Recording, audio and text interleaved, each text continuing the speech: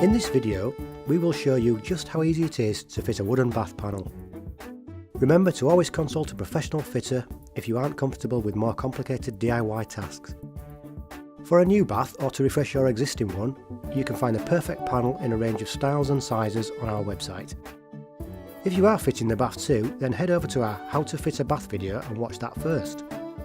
First, measure from the rim of the bath to the floor. This gives you the height your panel needs to be. Here we are using a two-part panel with a separate plinth. For this bath we will be attaching both the end and side panels together to form one L-shaped piece. We are using a soft wood batten and brackets to connect our panels. The batten should be high enough up the panel to allow for the plinth. Once the main panels are joined, you will need to cut down the plinth. Any cuts that you make should be from the wall end of the plinth, and you will also need to allow for any skirting boards or pipes.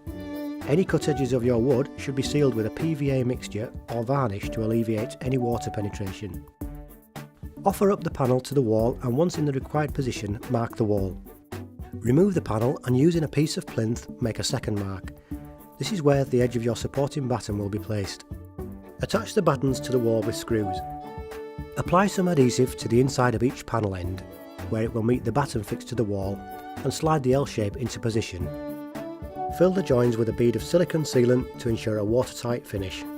A wooden bath panel is a quick and effective way of covering the side of your bath with a quality look and feel.